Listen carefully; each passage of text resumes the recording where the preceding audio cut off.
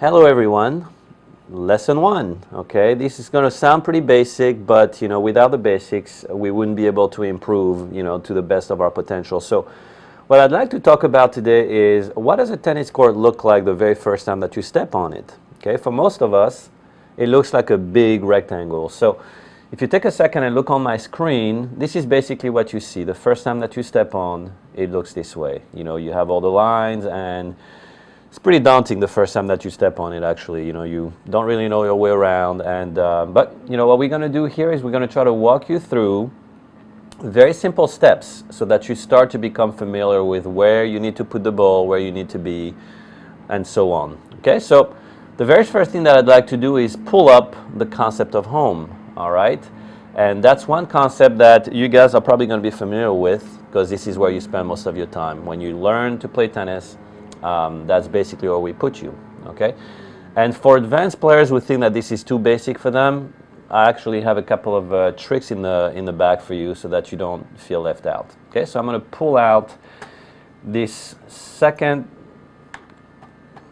picture here that's going to tell you what home is. Okay, so if you break down the tennis court into these two parts that you see here, all right, and I'm going to click through to be able to show you what I mean. All right, so home is this little rectangle that you see here, all right, that is essentially divided into two parts. You have the front part of it right here, and then the back part of it right here.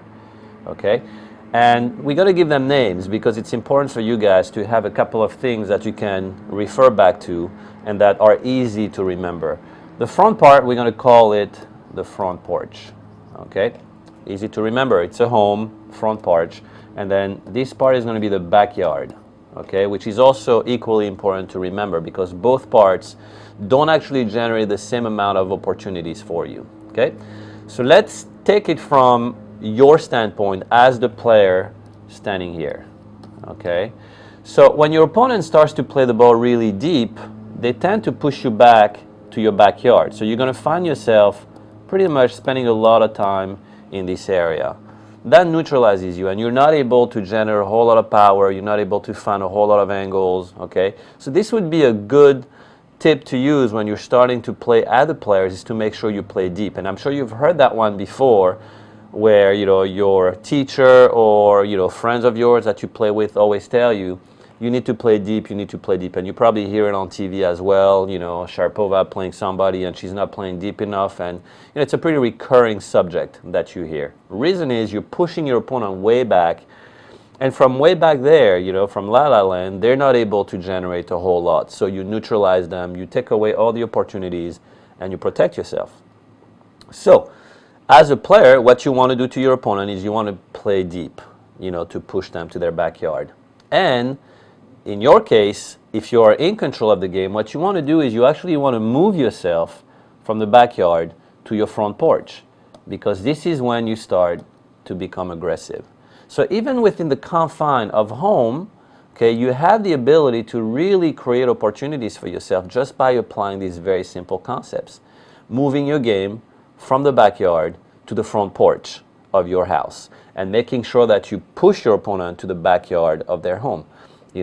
Tennis is just like warfare. It's real estate battle, okay? Whatever real estate you give off, okay, your opponent is going to take advantage of it. So you really want to be in control of the real estate and make sure that you are the one that presses your opponent farther away and that starts to really take advantage of the front part of it.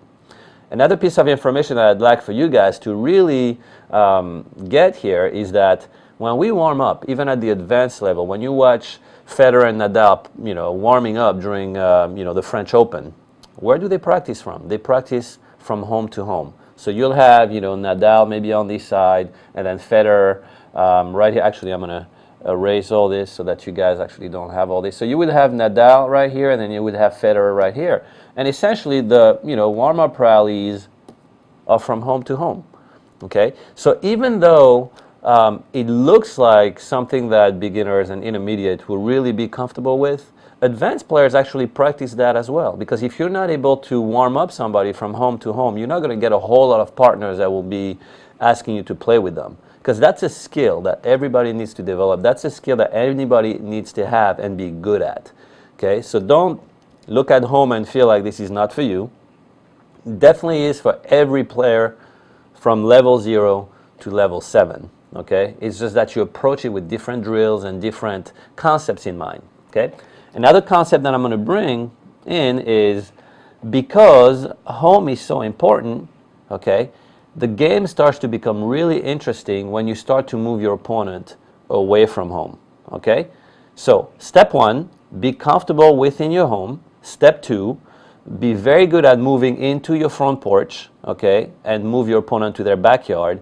And step 3, when it really starts to get interesting, is when you move your opponent outside of their home. You want to stay at home because that means that they're not moving you around that much, and you want to start to move them around. So let's say you are the one on this side, okay. You want to make sure that all your balls, okay, start to stretch your opponent away from home, okay. You want them to get outside of their comfort zone, okay. And once you've accomplished that, you are on your way to really fast improvement.